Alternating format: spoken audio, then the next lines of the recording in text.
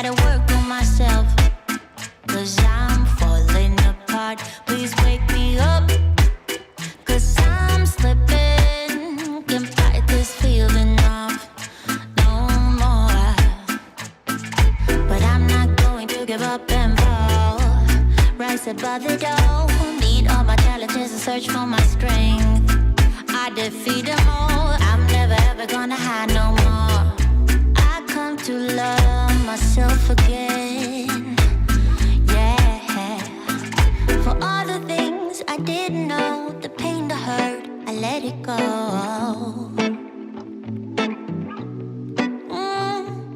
Start to believe in myself, and life will be sweet again. So sweet again.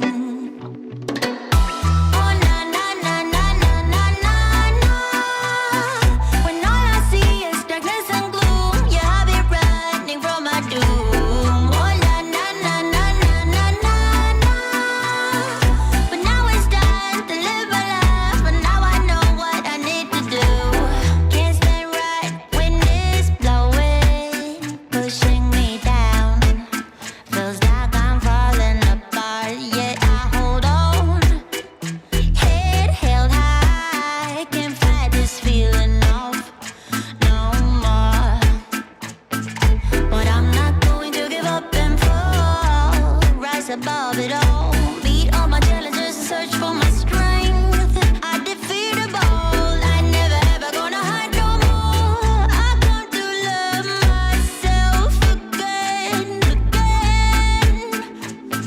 For all the things I didn't know, the pain, the hurt, I let it go. Let it go. And I start to believe in myself, and life will be sweet again.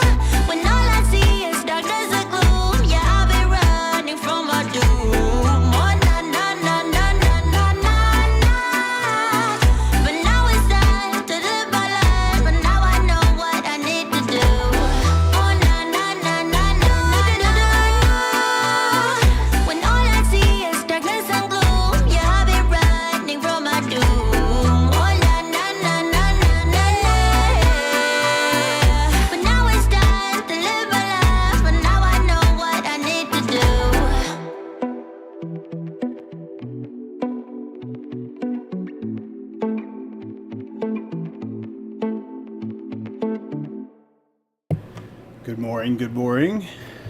Let's change my camera over here. Come on down, chickadee. Oh, you almost made it. Hi, happy Moon's Day. Good to see you guys. We good? Yep. Thank you, Josh. Appreciate it. Okay, see. How's it going?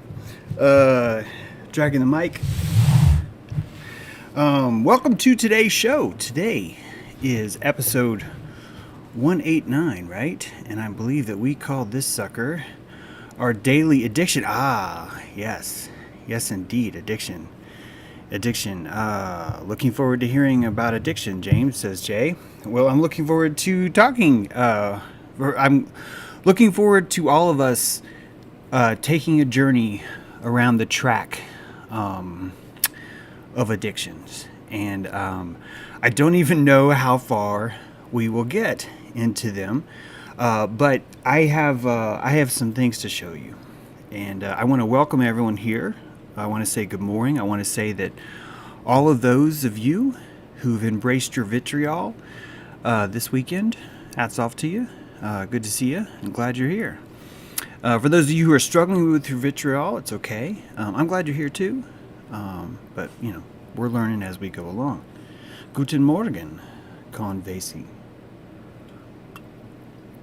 Guten Morgen. How do you say morning in German? Does anyone know? How would you say morning? We'll need to figure that out. I will change that. Guten Morgen. something like that. Guys, this weekend I was supposed to install cam lights in my bathroom. Little recessed lighting goes above the drywall, and I was gonna put those in, drywall the ceiling. Really wasn't looking forward to drywalling. Not a big fan of drywalling. And in my quest to not be looking forward to drywall, I discovered a mildew problem behind the wall. And instead of having to drywall, I had to pull all that wood down. And now I'm digging a ditch. And now there's no wall in my bathroom. And what I thought was going to be a nice, easy weekend of drywall, which I wasn't looking forward to, turned into a pretty nasty. I'm sorry, this is not on my computer. This is now my bathroom. See that? That's my bathroom. That used to be my bathroom wall. Yeah, there it is. There's my bathroom wall. Here comes I gotta dig just a little bit of hole there. Just a little bit. It's actually not that bad. I know it looks bad. That's a dehumidifier draining into the toilet, just so you know. Ladies, if you're like, why did he leave the seat up? It's because the dehumidifier is there. Now, that was not the vitriol that I was expecting at all. I thought my vitriol was going to be, I'm going to have to lug 12, 13 sheets of drywall up to the second floor. That's what I thought my vitriol was. And I already went through some pain in my mind as I experienced that. And I didn't even have to do that, because now I've got this whole other vitriol to replace it. And that is a beautiful lesson. And I'm actually been having fun with this. Those pictures look bad, but it's actually not as bad as you think. I just have to dig like an 18-inch trench, and everything will be copacetic. It actually used to have a trench, and the dirt fell because they were doing some stuff up above it. Anyway, so yeah, vitriol for vitriol, and it just keeps going and going and going, doesn't it? This cracked me up. "Oh, please tread on me," says the snake. "Oh, please tread on me." This cracked me up. This is so the state of so many of us right now. Hey, we got a little guy. You want to come on in? It is so the state of so many of us right now. And when I tell you guys that we use victimhood to hold ourselves down, to chain ourselves down, this is one of those examples of that. That this makes so many feel safe because of their chains. Look how picky he is. I love it. You know he's doing well when he's that picky. You know his life's going pretty damn good. All right? Because he's like, yeah, I don't want this. Fuck that. I'll take this one. That is a sign of a good bird. He has prejudice, doesn't he? He's not like this guy. He's not like this snake guy at all, is he? No. He has developed prejudice. My friends. And that is a crucial part of forming your psychology. You create an electrical field that you would call your prejudice. Things that you like, things that you don't like, things that you repel, things that you embrace. That is your prejudice working. In fact, I would say that the true definition of life that we follow is truly an act of prejudice. Anything that exhibits prejudice is going to be something that we call alive. I know that scientifically no one admits that that's what it is, but truly it is. Your base freedom, your base. I don't even like the word freedom right now. That's how deep we've gone, my friends. Is that even the word freedom bothers me, but that your base. I'm going to use it for now. Your base freedom relies on your ability to prejudice things. Your speech, your lack of speech. Those are the electrical fields of prejudice. What you like, what you don't like, who you repel, who you attract. All those things. Even your addictions, right? Even your addictions. And so many of us suffer with addiction. Let me rephrase this. So many of us enjoy the journey that addiction takes us on while we're coping with the lack of flow state.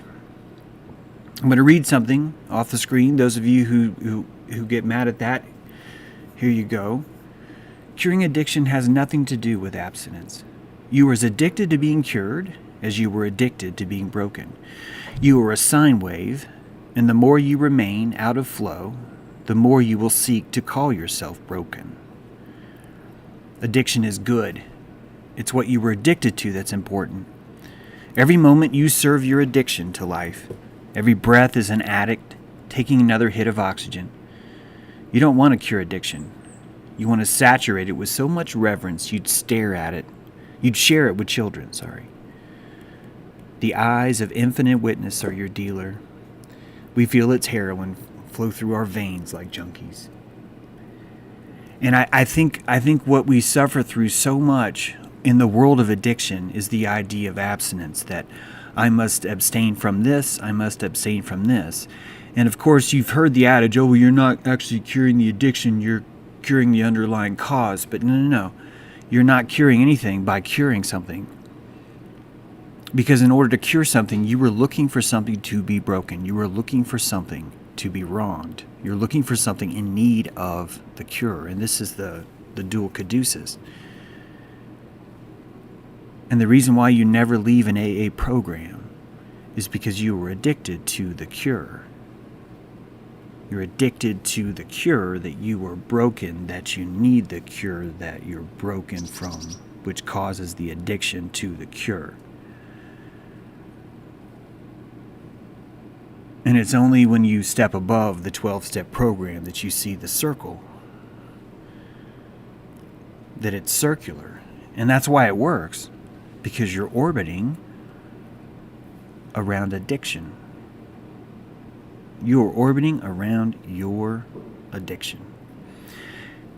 And if you truly look at what addiction is, an addiction is the psychic feeling of lack, right? You lack something, what it is you're addicted to. And before you fill that with something, because you will look for any peg you can to put in that hole, before you look for something, how about stop and don't look for something and simply acknowledge I just missed him. And simply acknowledge the lack that's in your field.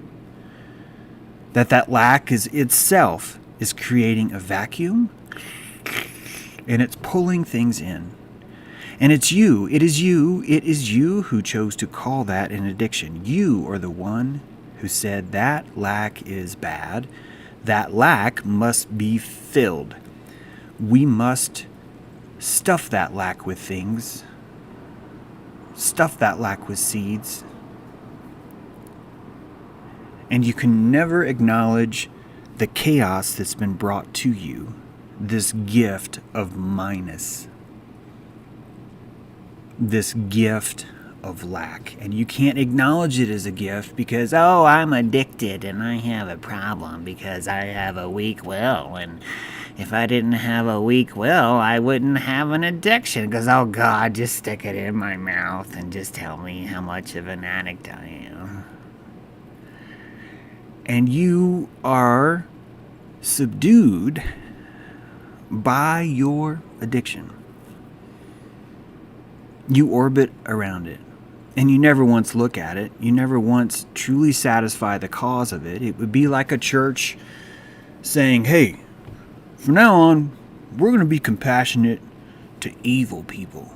That's what we're going to do. We're going to be compassionate to evil people too. And you're like, well, wow, James, if the church was compassionate to evil people, you wouldn't have a reverence chamber for people to seek refuge from evil people, right? Right? Religion is the lack of God. It's true. It's true. Religion is the lack of God and the attempt to fill it. That's what it is. Religion is, there's a lack of God, and we're going to fill it. Here's your God. First of all, there's no God. You have to start there. First of all, there's no God, and you're going to fill it. What is an addiction program? You have a lack of something, we're going to fill it. And no one has ever told you, what happens if I do this? Nothing. That's interesting. What if these fields held your addiction? What if your task field held its own addiction? What if your casual field held its own addiction? What if your egoic field held lots of addictions? What if your emotional field held its own addictions? What if your sexual field held addictions? And it all starts to come together. Your ancestor field has an addiction. What do you mean, James? The lack of an ancestor is a fetish for something that your field needs to survive. The lack of a parent is causing a hole, a negative occurring in your field. But since we don't hate negative, we're looking at what is negative. It's attracting positive. Negative is the attraction of positive. So when we truly start to understand that ancestor field, when we're lacking the female ancestor or the male ancestor, what we're truly doing is attracting those things. We're attracting those things. But because we look at it as broken, because we think that the emptiness that we have is the minus of these things, we never get an opportunity to allow the lack to do its work. We create electrical inflammation around our own magic, our own lack. We inflame our lack so much that it's not able to do its job and thump and call forth what it wants.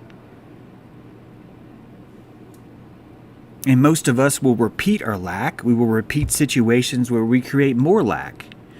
Hey, chickie baby, I have an ancestor field lack. I would like to recreate that abuse with you right now. She's like, okay, that sounds fine.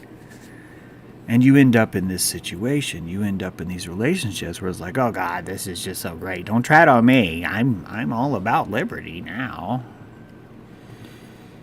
And it makes us feel better. It makes us feel better. Addiction itself is a lack of flow state, guys. That's all it is. Your addiction is your lack of flow state. It's you admitting to yourself that you are not in flow. That's what addiction is. Addiction is the telling of you how your fields are doing. And you become addicted to these different states. Hey guy, look at that. That's awesome. He's like, no, don't eat the feet. He just tried to eat the camera foot. I can't believe he didn't knock the camera over. It's amazing. Oh, he jumped over the camera. I love it. All these field addiction states are showing you what kind of addictions you have, right? So we talk about ancestor field, right? Oh, she has daddy issues. What is that? It is a lack in the ancestor field. He has task addictions.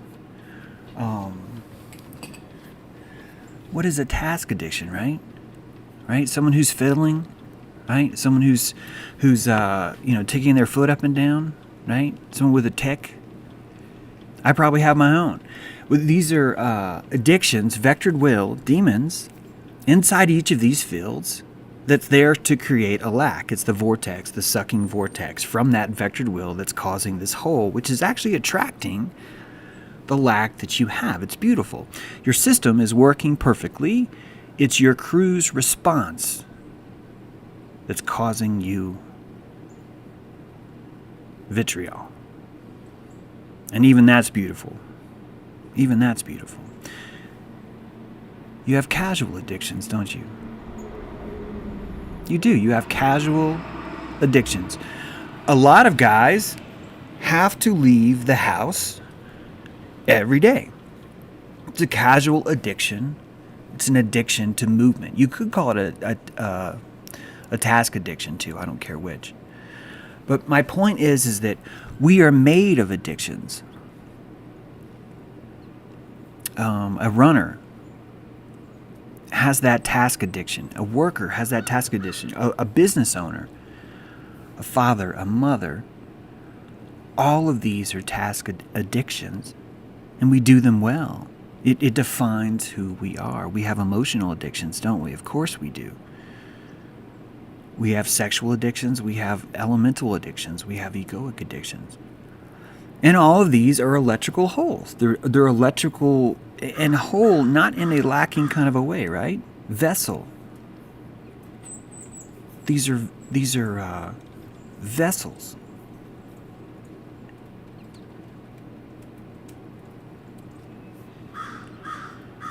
Hey, Crow, I hear you.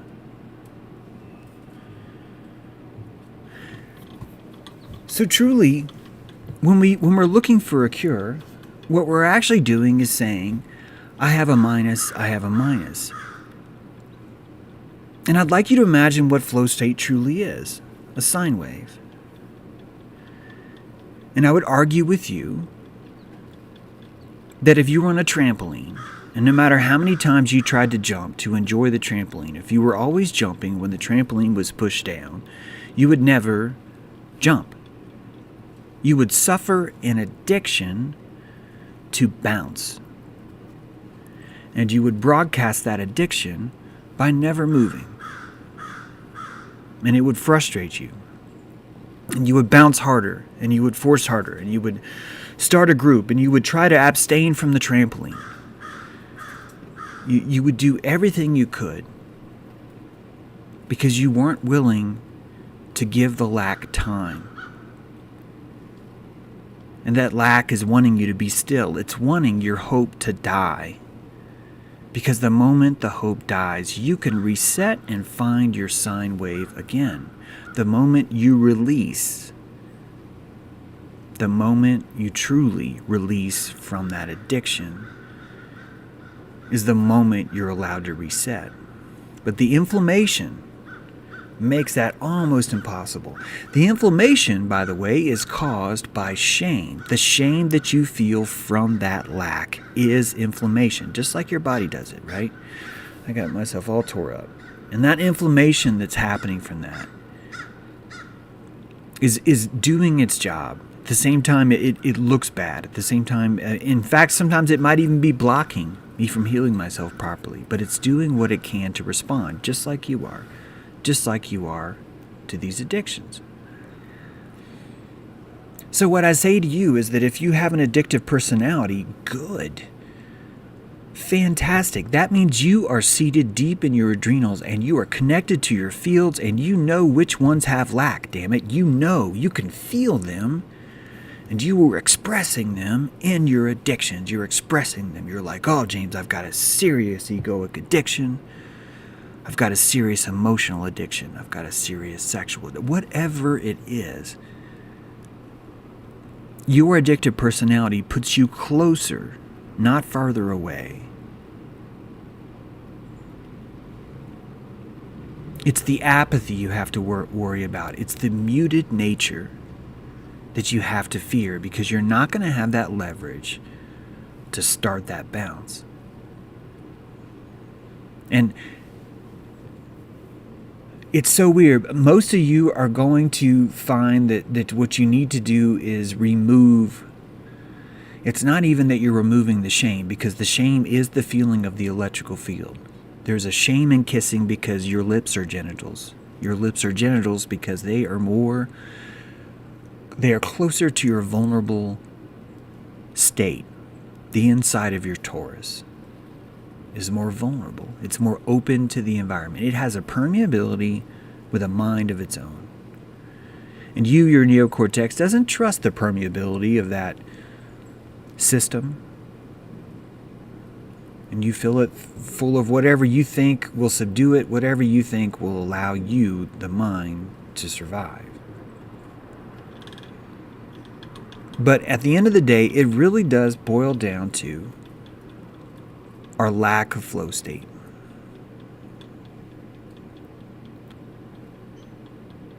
You were meant to be in flow state. And when you don't have it, you're going to show an addiction for something. And that is good, because it means your body knows what you're meant to do.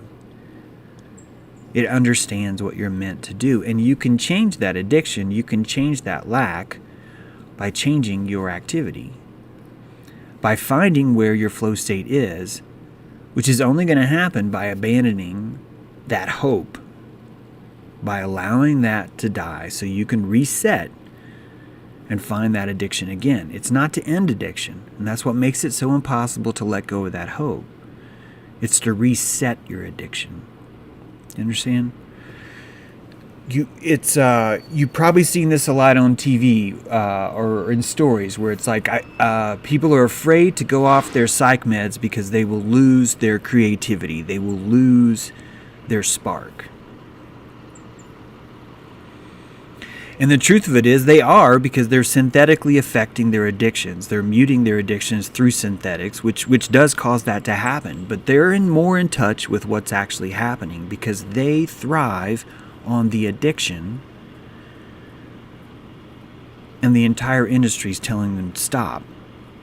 The entire industry is telling them that person's unstable. That person has too deep of a sine wave. And when you're in flow state, that deep sine wave is heralded. Everyone loves it. They love that sine wave. But when you're off sync, holy shit, you're going to get chased out of town. That's how it works. This is how we tune genius. We tune genius by slaughtering it. And so you end up with these short little blips where people are in flow state while at the same time not being destroyed for being dangerous, for being addictive personality. And if you look at all addiction, what the thing that we hate about addiction is the self-destructive nature of the addiction. But the self-destructive nature of the addiction is not caused by the substance. It's caused by the annihilation of the self. The nihilism within the person is the deterioration. What we call the addiction is the reflection of that nihilism. But we don't treat that because we don't even have words for self-full. There's not even a word for self-full.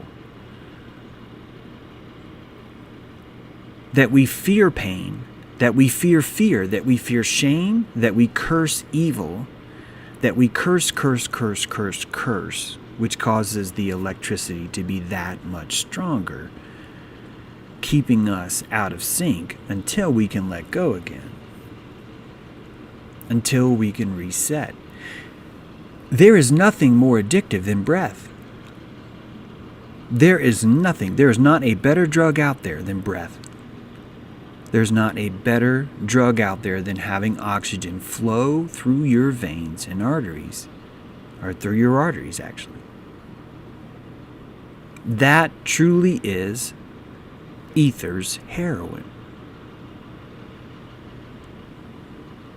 And we are not here to mute, to subdue, to remove our tendencies for addictions. No. We are here to find sync, to find our wave and ride it like a surfer. And the purity of our addiction is a direct reflection on our self-deterioration, on our own nihilism. We become addicted to things that are shameful because we want to destroy our electricity, because we feel that we have too much. And this is why we work on words like ego. This is why we improve our spine as best we can, because it is how you view yourself is going to determine your addiction. A healthy adult should be addicted to something. Whether it be riding a bike, whether it be working in their wood shop, it doesn't matter. The addictive personality is not the problem. It's our inability It's our inability to be compassionate to the incongruence of our sine wave.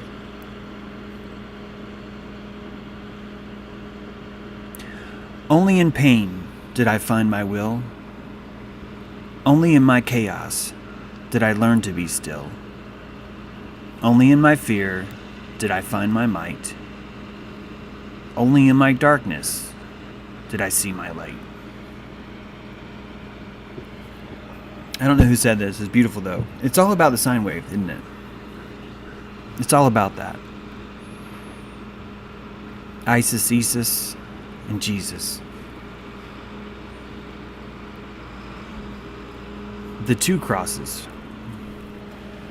Morality and mortality.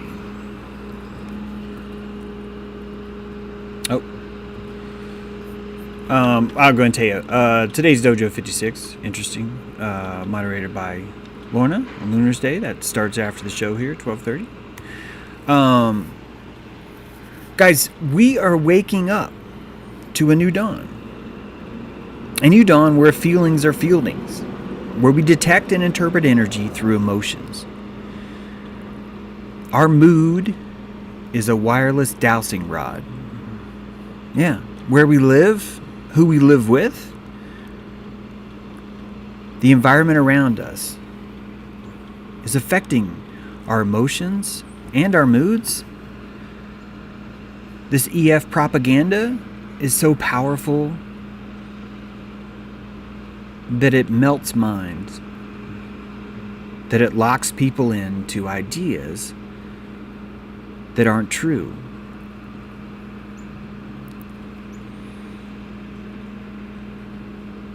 Last night, University of Oxford's COVID-19 vaccine has been released. It's called highly effective at treating viruses. And I would like everyone here to remember the mantra, safe and effective, safe and effective, safe and effective. That same mantra has been used as we've converted from mercury to aluminum. The same mantra has been used after we gave people swine flu. Same mantra has been used. We gave everybody polio. The Science channel on Facebook, Science page, is posting photos of the iron lungs in a polio ward in 1950, telling everyone society has a short memory to vaccinate. And this image is from a movie. I don't know the movie. If anyone knows, let me know in chat.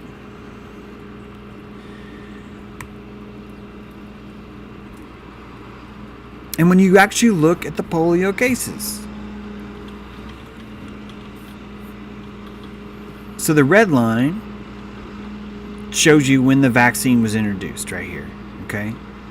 So the red line is we had about 14,000, 13,000 cases of polio when the vaccine was introduced. So you're seeing a massive, massive drop in polio long before the vaccine was even introduced. By the way, I'm pretending that polio is even real. When I say real, what I mean is that I'm pretending that calling all these different disorders polio is real. And that what you're watching with COVID is exactly the same model that happened with polio. That in right when 1950 broke, right when those movies were coming out, these cases of polio were also dropping before the vaccine even came on the market. Guys, you're looking at 13,000 people, 13,850 cases of polio. And the very, very first vaccine gave 20,000 people polio. The Cutter incident, a real live incident you can look up. The first polio vaccine introduced, just like the safe and effective from AstraZeneca, the first vaccine introduced to fight polio gave more people polio than actually had polio. 13,000 diagnosed cases of polio. Cutter incident, nationwide distribution of a polio vaccine, 20,000 cases, pointing directly to the vaccine. While the entire epidemic was falling. And that what the CDC called safe and effective. Hang on a second, the garbage man's here.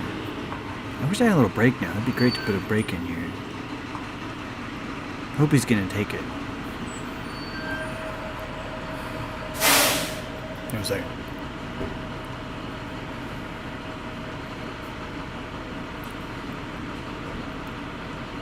What CDC doesn't want you to see is that polio spreads through poor nutrition and sanitation.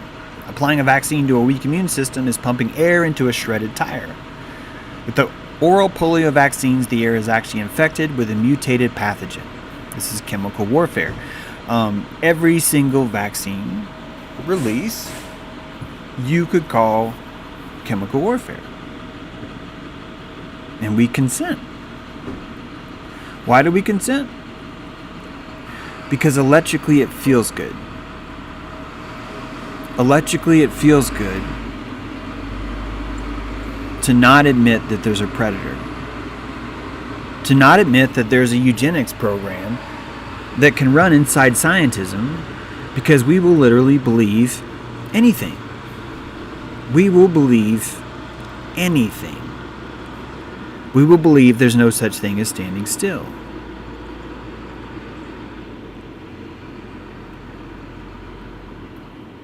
We will believe anyone. And when Stephen Hawking tells us, if the rate of expansion 1 second after the Big Bang had been smaller by even 1 part in 100,000 million, it would have recollapsed before it reached its present size. Blah, blah, blah, blah, blah. And not one bit of it can be proven, not one of it can be shown. In fact, it has massive problems when you look at the homogeneous principles. But it doesn't matter, because it's too hard to admit this is what most of us are.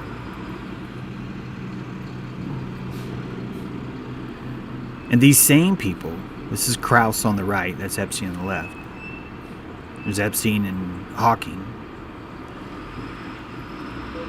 These are all billion-dollar liars.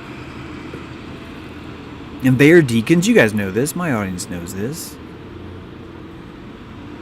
But it's showing you the addiction we have to being tread on. That this is not them enslaving us, and you know this. The people that tell you they are enslaved, they're this. They're enslaving us. It's them doing it to us. If I could just cut this ball gag off, we'd be totally free. Oh God, I love this ball gag. And it's showing you our addiction to victimhood. These guys are proof that we are addicted to victimhood. This is proof we are addicted to victimhood. This is proof. This is proof. This is proof. This is proof.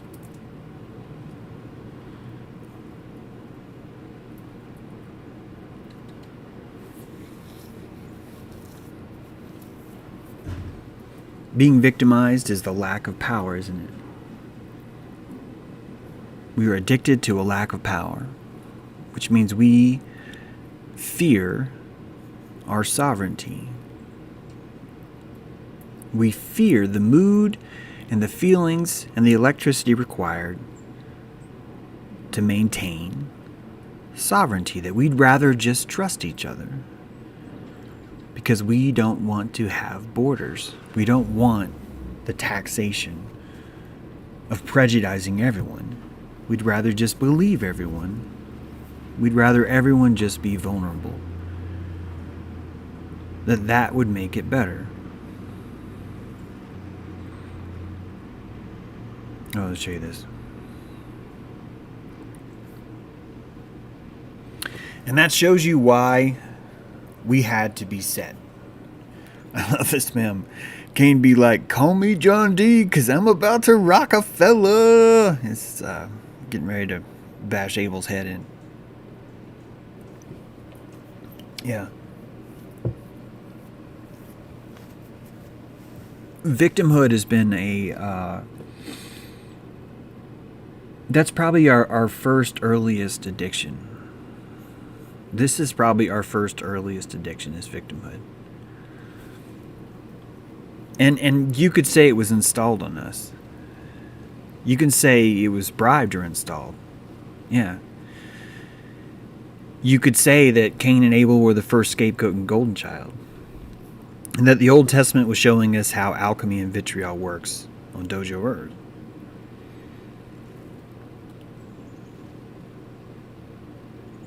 And it's fascinating because one of my viewers pointed this out, and I just love that he brought this out. Because what's really fascinating about the story of Cain and Abel is that not only do you have an initiation, an older brother and a younger brother. An older brother is purposely shunned. A younger brother is purposely raised. Cain is thrown into the pit. Abel is raised on a pedestal. And both roles are reinforced by God. Not only that, but when Cain stones Abel, Yahweh doesn't even punish Cain as a murderer. No, he convicts him of manslaughter. Yahweh punishes Cain by condemning him to a life of wandering, which is a sin for manslaughter. And that the descendants of Cain were built off being in a pit and not being punished for what they did. Two very, very important things that set the resonance inside the genes of everyone after that. There's a resonant tone set in there because there's no resolve, because no one punishes Cain, nor is Cain ever allowed to find the original justice, misjustice that he felt being in the pit. And that was part of his development, was learning to suffer from the pit, as much as it should have been Abel's development to learn to suffer on the pedestal. In fact, Abel suffered as the ultimate golden child sacrifice, didn't he? Because the golden child is always sacrificed. And Abel is no different. This idea that God didn't punish Cain is really fascinating, because if you look in the Quran in Surah 5, it reinforces the same thing. God sent a raven to scratch up the ground and show him how to cover his brother's corpse. And he said, "Woe is me," says Cain.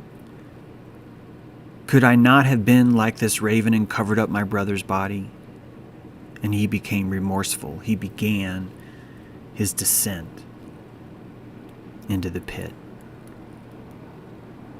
So God was there the whole time, pushing both of them, completing the circuit. And kind of a tangent, but let me just read.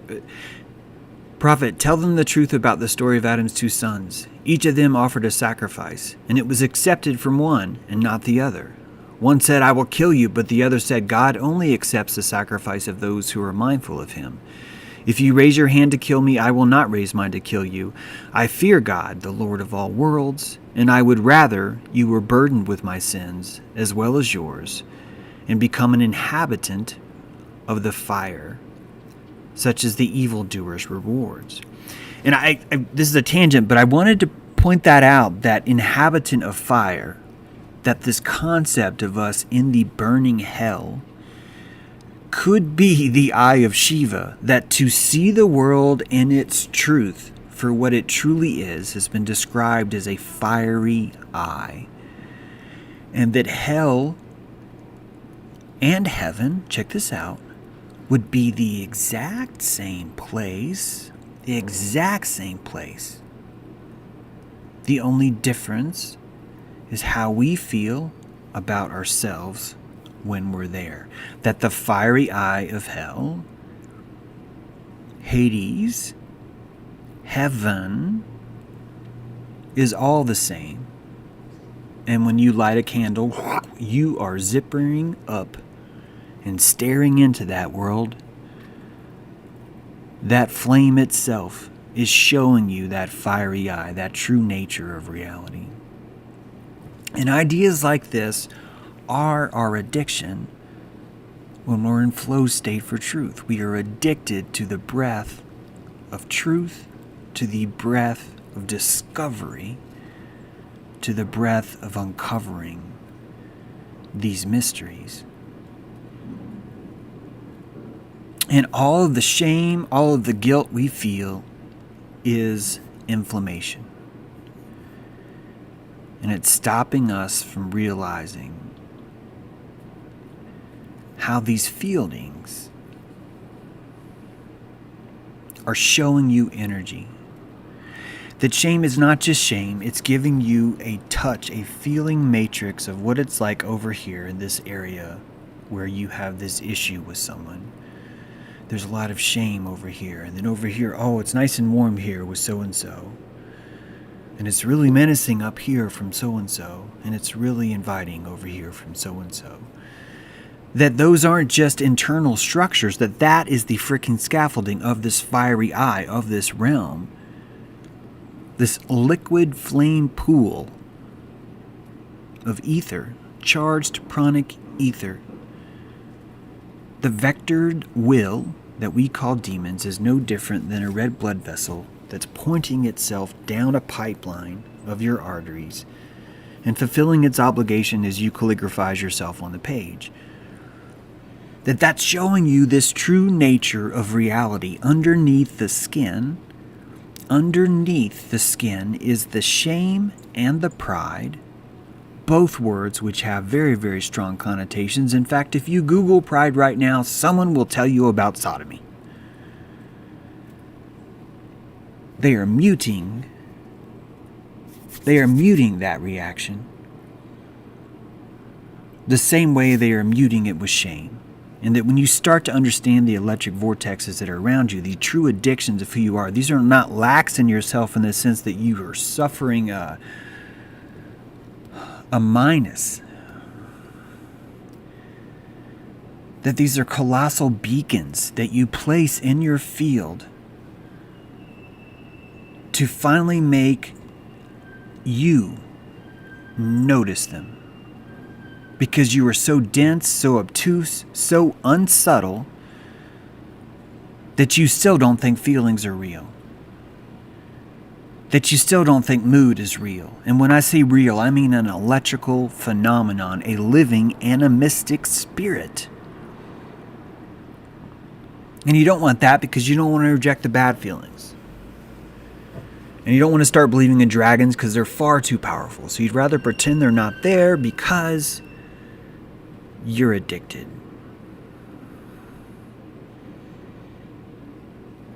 I'm here to tell you the portal into a deeper world is through fear. And the more you recognize how fearful you can truly be in the animistic power of something that's so much larger than you, the deeper your life will become from that moment on. That depth of that dragon is so deep in you that it unlocks. It renovates the inside of you to feel an even deeper dilation, an even deeper sine wave. And that's what scares the shit out of most of us. Is, oh, I don't want to go on that big of a sine wave. That trampoline is bouncing too high. And that's fine. No one's here to force anyone to dilate. But let's get something straight. If we're going to not force anyone to dilate, let's stop forcing people to not dilate.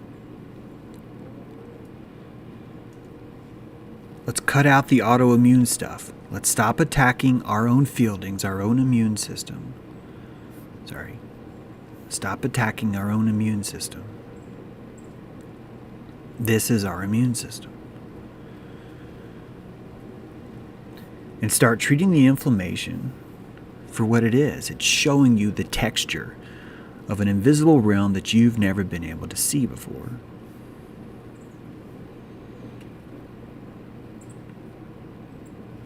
we finished that one? Yep.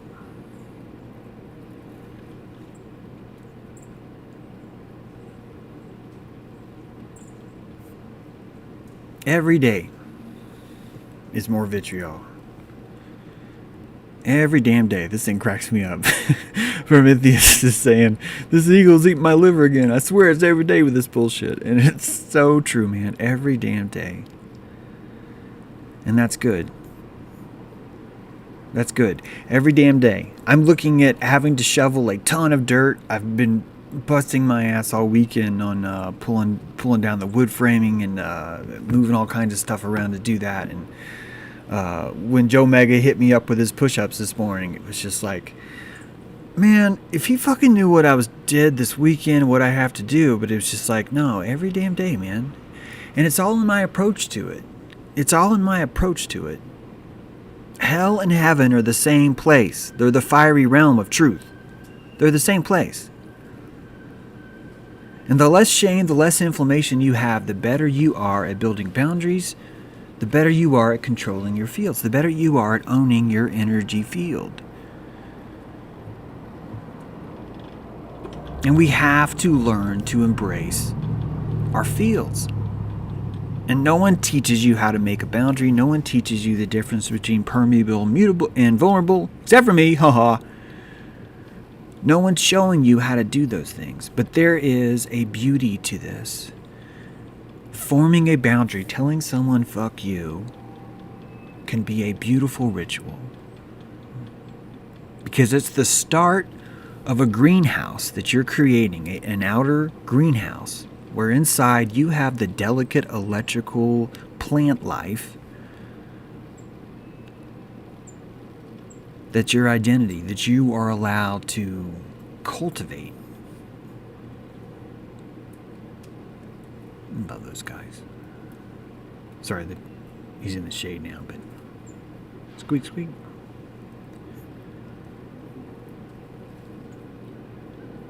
You gotta form those. Oh man, that stupid girl that the triangle thing with Andy, because Andy won't answer my email. Like, contacted me like 4 or 5 times last week, and it's just like, man, get lost, and it's good practice for me because I get to tell someone to fuck off, but I get to do it in a very calm, methodical way. And I don't think that a year ago I would have even known it was possible to do that. That you can form a boundary without anger. You know, there's progress.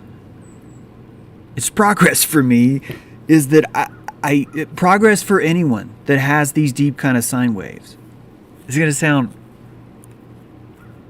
it doesn't matter because it's authentic. Progress of putting up boundary is going from burning their things to just throwing them away. Like a person that's causing the vitriol, you would, when they were like really, really causing the vitriol, you would burn their things. And now that you're learning to have those boundaries, you can just throw them away. And that I know it sounds crazy, but that's how I measure progress on this one. And it's working because I'm not burning her things. I'm just throwing them away now. And it feels so much better because I'm learning that the boundary itself doesn't require inflammation, that the boundary itself doesn't require my anger, that I can form a boundary that doesn't come from anger or from fear. This is profound for me. I can form a boundary from compassion. Compassion for myself.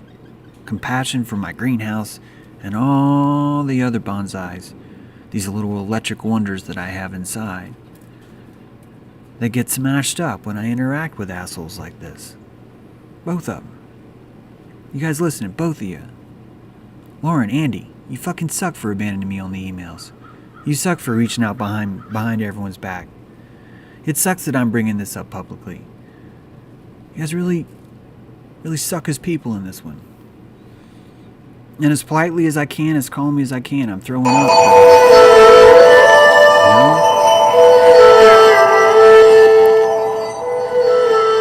Sorry about that. I'm throwing up the calm, cool, collected mudra. You know, they say the middle finger is the fire element. And you can do this calmly. And I think the reason why we put up boundaries so harshly is because we don't feel like it's okay. We don't feel like we deserve that kind of thing. We don't feel like we deserve that kind of protection. And so our boundary ends up coming very hard, very loud. But guys, look how calm they are.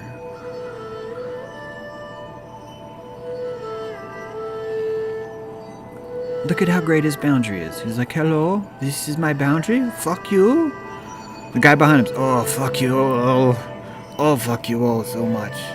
Fuck all of you in the deepest fuckable way. He's like, oh, fuck you. Yeah, fuck you. Fuck it. It's beautiful. So, you know, they're not actually saying fuck you, that this is a meditation technique. They're like raising their sun. It's like Ra kind of a thing. But it's the perfect example to show you that boundaries do not require inflammation. That harshly putting that shit up doesn't even have to be mean. It can simply be the most compassionate, direct thing you could ever do. And I'm still learning this. I'm still coming out of me in leaks because it's like, oh, it's okay. Is this okay? Is this okay? And so we all have our practice. We all have our vitriol with each other. All these are excellent opportunities to grow, which is great. Which is great. Speaking of Prometheus, guys, Prometheus was here this morning. He was right outside. I hadn't opened the window yet. I put some seed out for him. He was eating the seed. I opened the window thinking he'd come by for the show, and he's gone. But I showed you the other guys. Anyway, Prometheus is good. I saw when it got cold, Prometheus stopped collecting acorns and started eating them. And as one viewer pointed out, he did get fat. He did. And I stopped feeding him. He still came by. Well, when I say stop feeding him, what I mean is he still eats the black sunflower seeds. But I stopped feeding him so he doesn't like come up to my hand anymore. He's actually lost a lot of weight, but he's back to the black sunflower seeds. And I think he'll be good through winter. I think in spring, he'll be ready for more peanuts. So no more peanutting through the winter because all the stores are in, just so you know what's going on. Speaking of which, it's kind of dark, sorry.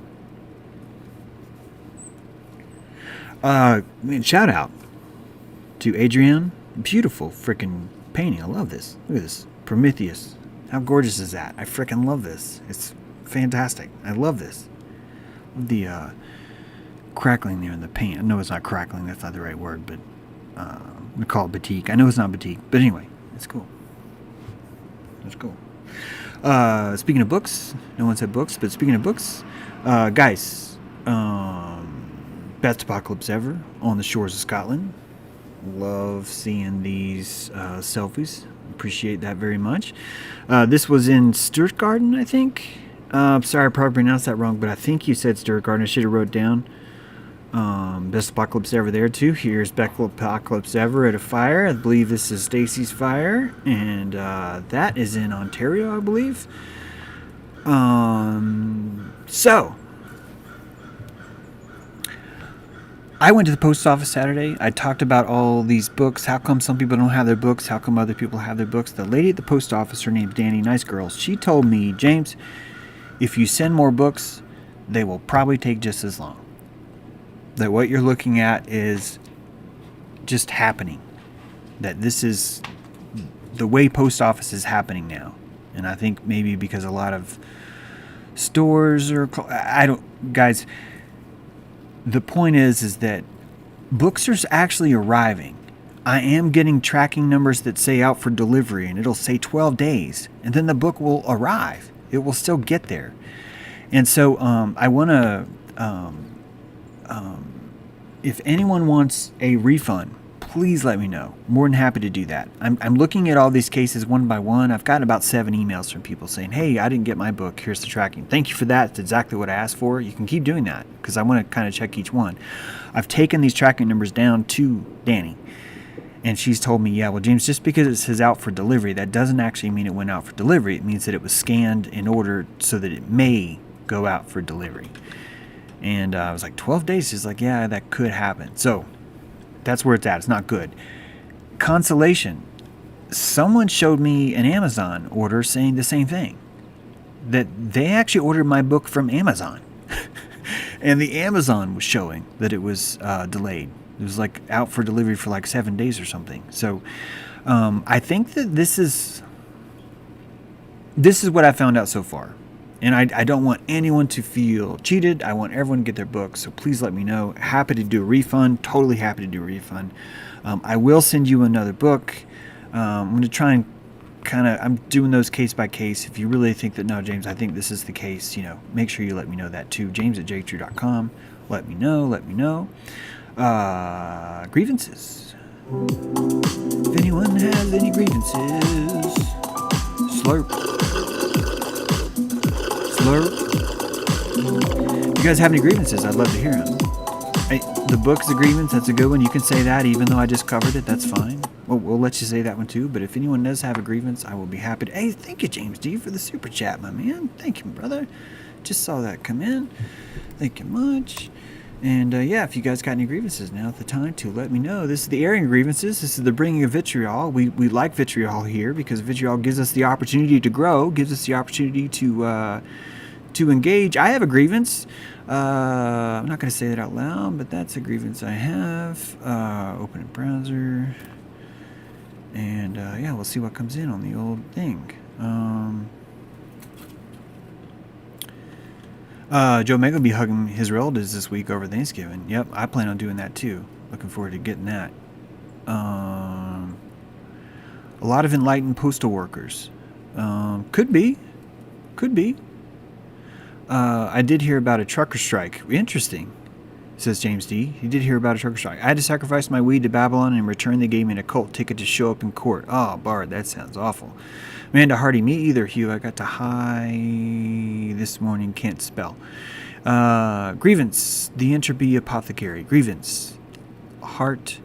I sell on eBay. Took a month for one package to reach Ohio from Michigan. Post office choke service of first class post for the election. Did you guys hear that? Entropy Apothecaries adding to that information.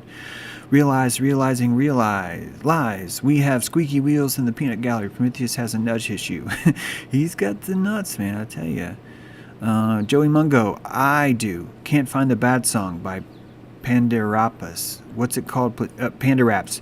The bad song. There's going to be a couple of those songs. It's going to depend on which one you want, my friend. The bad one. There's so many bad ones, dude. That guy has so many bad ones. This is one. It's called S Strapped. Right? And I might play that one today. And then there's this one, which is not that one, but there's this one. This is called More Scrubs. Right? Yeah. And there's actually a lot more. But if you can give me the lyrics, man, I'll hook you up. Guys, whenever there's a song playing, it's always at the bottom of the page when the song's playing. It took me like 4 hours to learn how to write that program that way. So just so you know, I do that. I am the reason. Grievance, James. My wife won't stop wearing her mask, even though she agrees this is all a hoax. I am the reason. I'm not trying to make this difficult because I realize you may not be able to answer me that. But I want you to think really hard why that is a grievance for you. What I'm getting at is that if she doesn't have a mask, does it make her feel uncomfortable? And if it does, can you work on that? Can you work on that?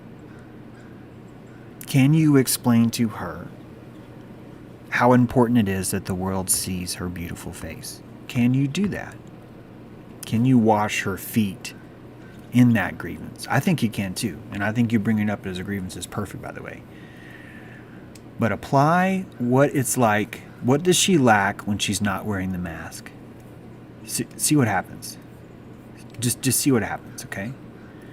Email me at james@jtrue.com if you want. Let me know how it went. Grievance.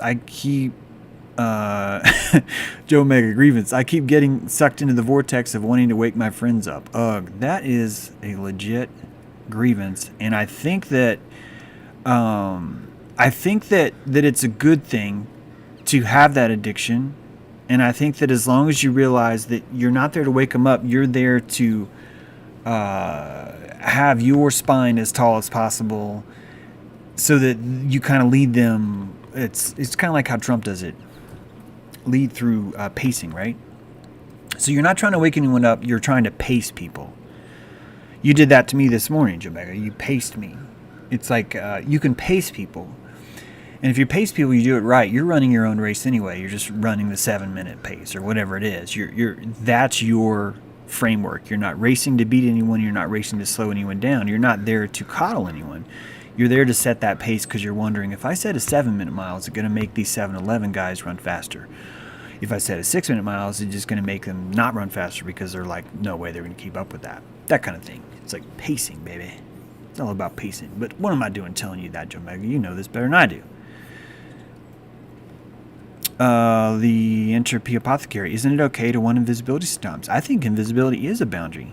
And yeah, I think that... guys, I don't have a problem with anyone's fields.